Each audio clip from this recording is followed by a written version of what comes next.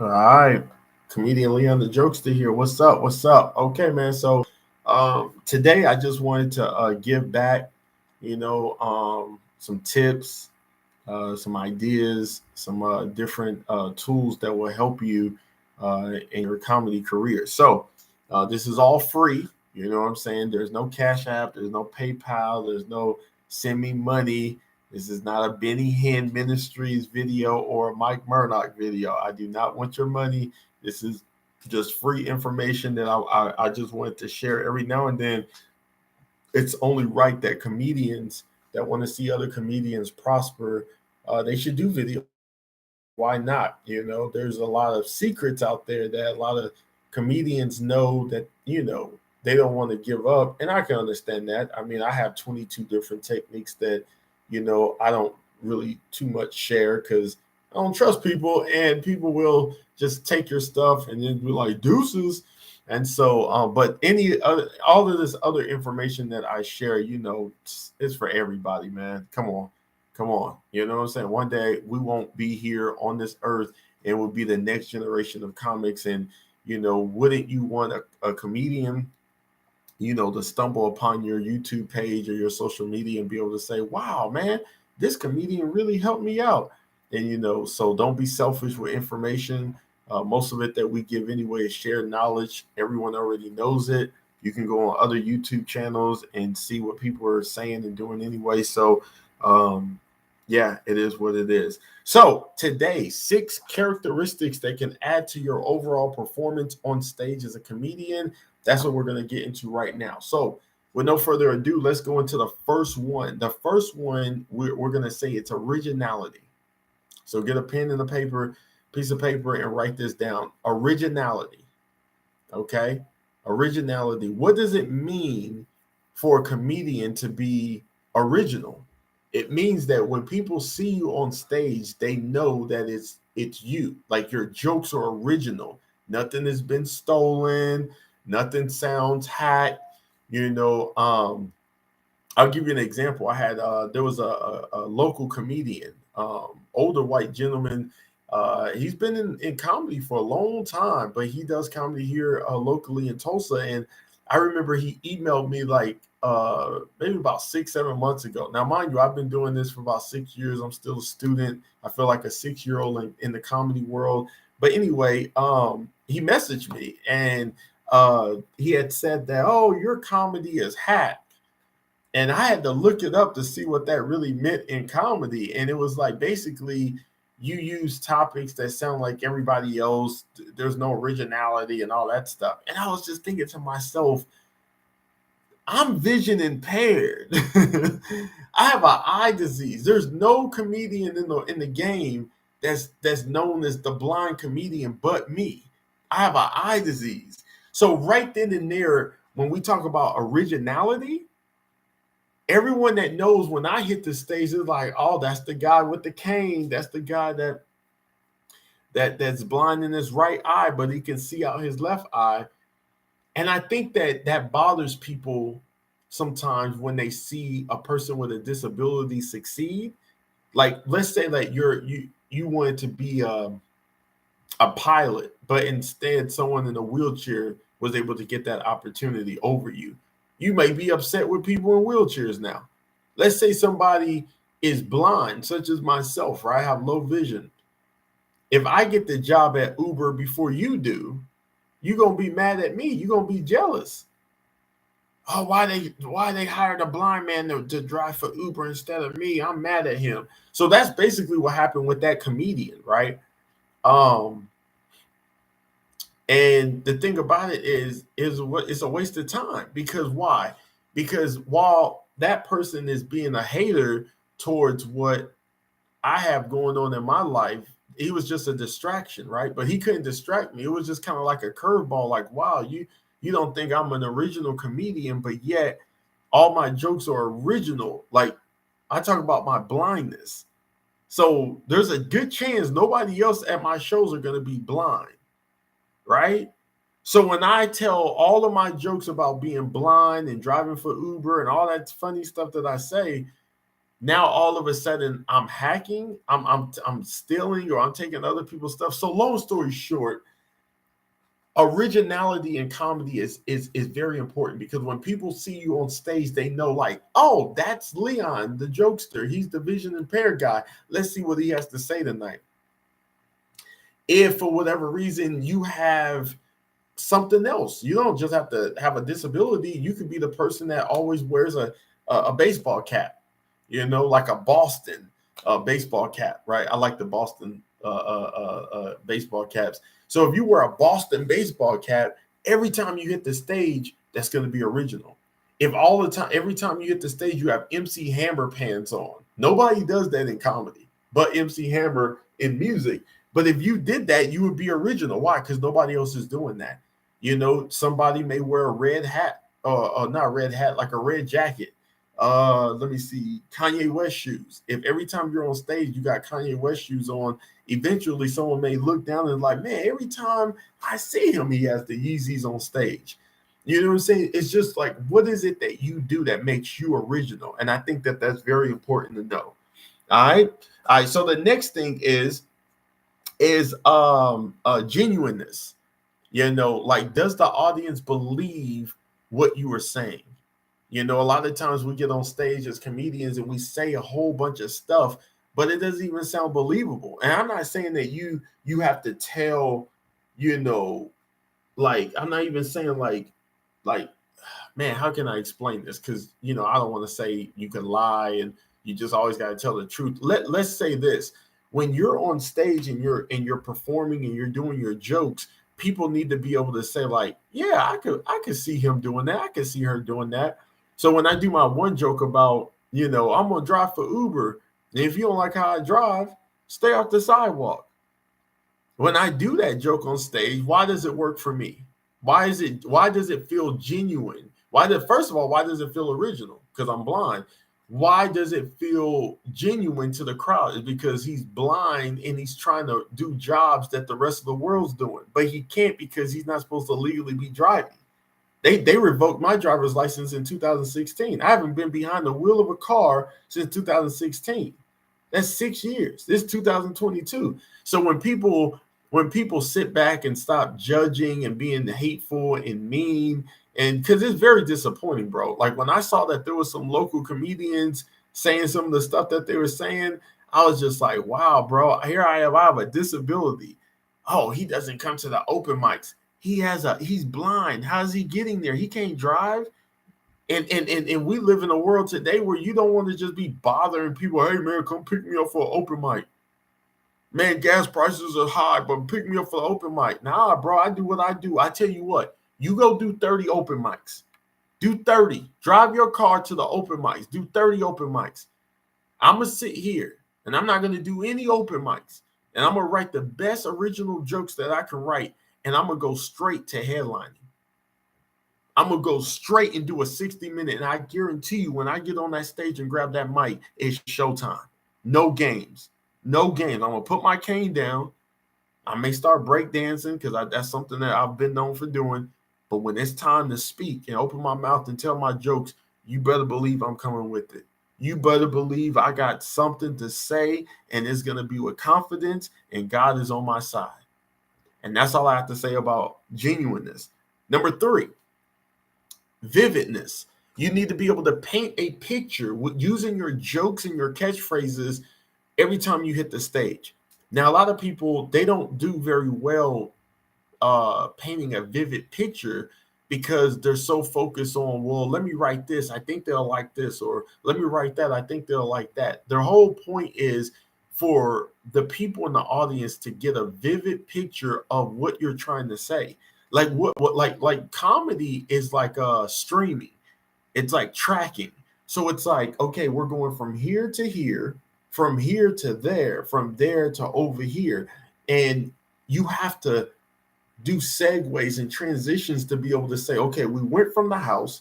Now we don't tell the joke about the car.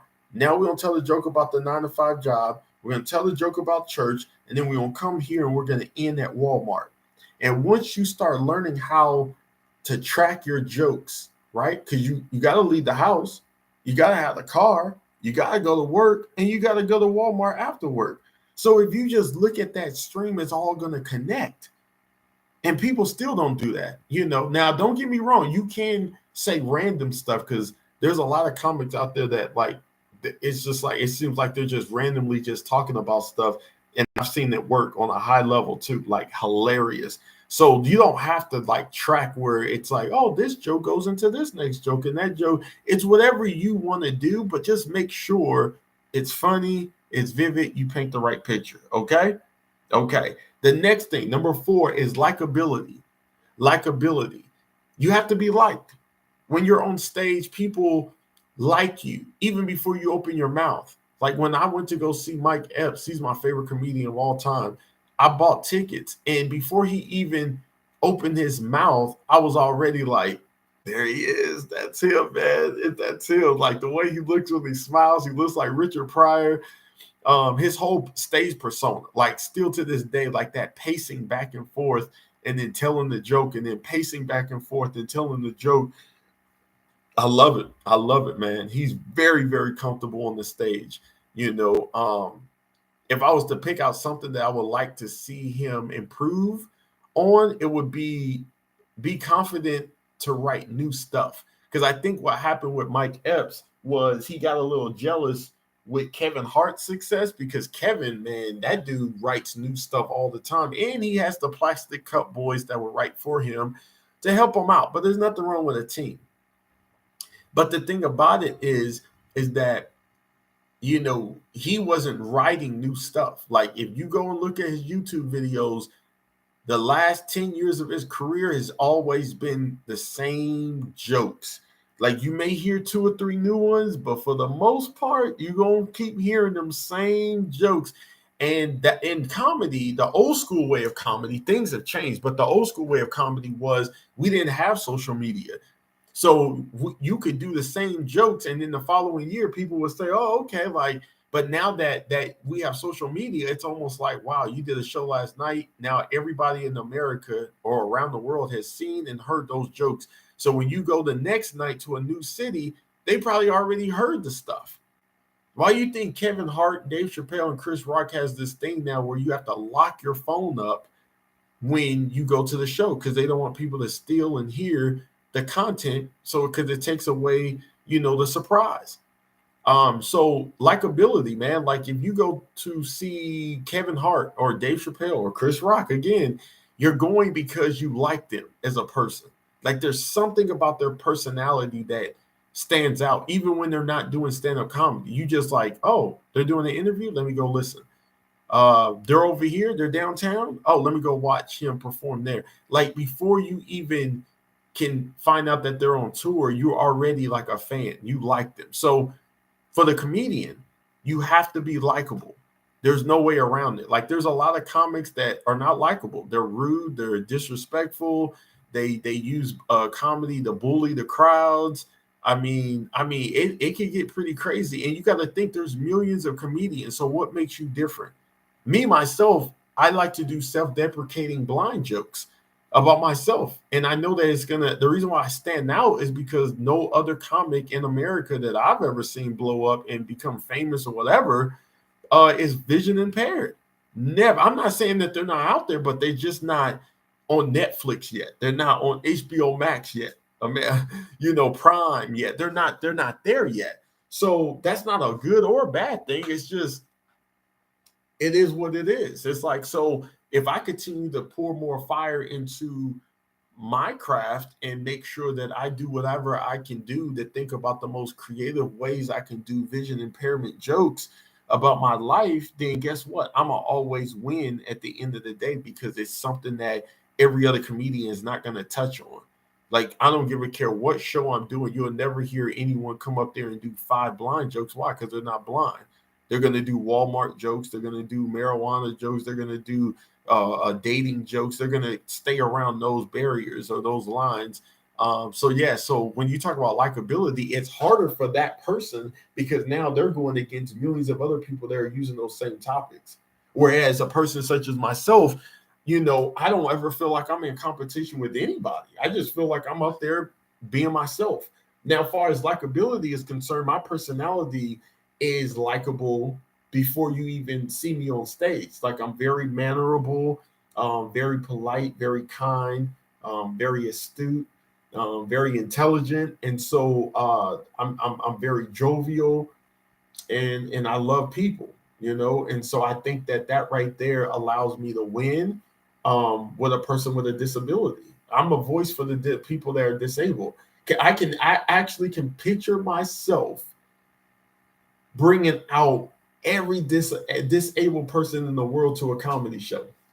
Never been done before. Normally, when people go to comedy shows, you find two people in a wheelchair, maybe one person with autism, maybe one person that's blind, and that's me. But you never have heard of a comedian that's really bringing out the disability community. And I want to be the first person to do that, because if you don't have the disability, then it's probably not going to happen. But imagine every person with a disability sitting at home saying, "Man, Leon the jokester, the blind guy, is coming to our city. He's a voice for our community." That right there is a great goal of mine, to be able to see everybody come out and know that, it's not bashing anyone with a disability. I wouldn't even be able to address disabilities if I didn't have one, so that makes it better, and it's going to be funny, man. It's going to be so funny. So likability is definitely needed. Number 5 is stage presence. Stage presence. Number one rule that in comedy is, the number one goal and the number one rule is always build relationship with your audience. A lot of times comedians, they fail to write material in a conversational way. So they're just up there like, oh, this, oh, that.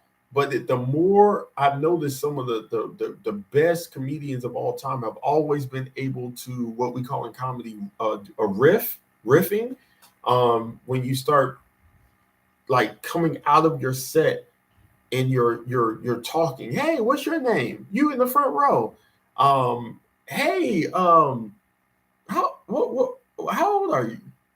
Like when you just come out just a little bit, so people get more comfortable with, your creativity, and the fact that they're like, "Wait a minute, that comedian couldn't have known that woman was gonna wear those shoes, or that guy was gonna have that type of haircut. There's no way to have known." So when you come out and your stuff is in your material is conversational, guess what? It actually makes you look like a genius. But we already know, anyone that's done comedy knows that it's already pre-written. Like, you already know.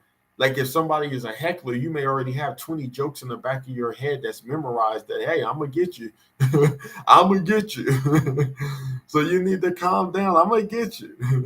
You want to interrupt the show? Do I go to your job and tell you how to flip burgers? Now everybody's laughing. Now everybody's in the moment. And you have to practice, bro. You have to write. I think there's this secret where you think that no one's writing, but Jerry Seinfeld had to sit down and write his new material. He's coming here next month to Tulsa, Oklahoma, to the Tulsa Performing Arts Center. Tickets are $300, so he's not playing around, even as a billionaire. But you got to understand, he had to sit at home, travel, and keep writing. And he's a beast. He's one of the best writers of all time, Jerry Seinfeld. You know what I'm saying? And I just think that it's important to know that connecting with your audience is key. You can't get away from that. If you try to do a whole 20 minutes, 30 minutes, 45 minutes, 60 minutes, and you're not engaging with your audience, it's going to be boring. It is. Like, people will start playing on their phones. People will get up and leave. People will say, "I'm bored." You really have to have something going where you can reach out to the crowd and say, "Hey, I see you." Like, if I can do it, and I'm vision impaired, like, imagine how much stress I have to put on my left eye to be able to say, "I see you. I don't know what your gender is, but I see you." And so let me hear your voice. let me hear your voice. Let me see that Adam's apple. And so That's what that is, man. And the last thing, number 6, I would just say be funny, man.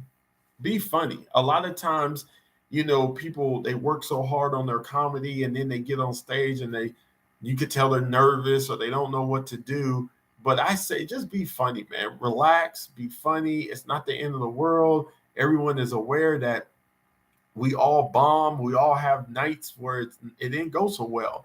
I think that a lot of times it's not even just the night wasn't sometimes it's not the crowd, sometimes it could be your material, because a lot of times people, if they get too relaxed in comedy, they won't really write at a high level, and there's different levels to write at. Like I write at 22 different levels now, and what I mean by that is there's 22 different techniques I use to create my material. Doesn't mean that it's a guaranteed laugh, but it's a higher chance, there's a much higher percentage than the person that says, forget joke structure, forget those tips, forget wisdom, and then go up there in front of a crowd and see what happens. But I've written some stuff recently that just blows my mind, like almost to the point where I'm like, wow, how in the world did I take that, and get that to tie into that? That right there just blew my mind. And from this day on, I will always, always write at that high level. But when I first started, I didn't know nothing about you could do this and do that and then move this and add that together collectively. I didn't know nothing about that stuff. I was just like, okay, I said that I'm blind, but no one's laughing.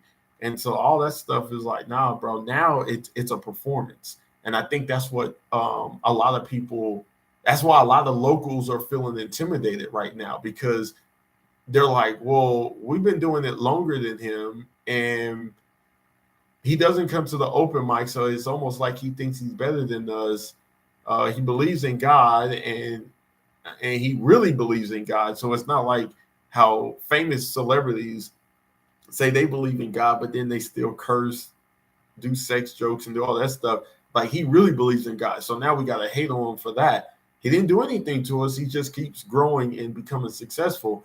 And I'm unapologetic for that. Like, it's not my fault that I'm writing. I'll take a whole hour and work on one joke. I'm not just going to sit up there on stage and be like, does anybody here smoke weed? All you're doing is looking on YouTube and stealing what other people are saying in those same questions. That's why I don't really like going to a lot of shows anymore, because I'll just sit there and I'll be like, wow, you guys really didn't think this thing through. But when I get on stage, it's going to be a lot of energy. It's going to be a lot of like, hey, my persona is like an attitude. It's kind of like it's not a bad attitude, but it's kind of like a fed up. I'm like a little fed up with things. And so I think when you have a disability, sometimes you do start becoming fed up with like injustices and unfair rights. And so I think that my persona, my character is definitely on point, and I can keep that attitude for a whole hour now. I can be like, hey, blah, blah, blah, blah, blah, blah, blah.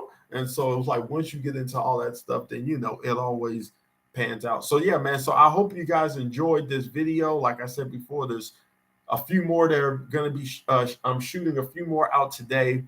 And I hope you guys really learned something, man. All right, I'm out. Go make me a burger.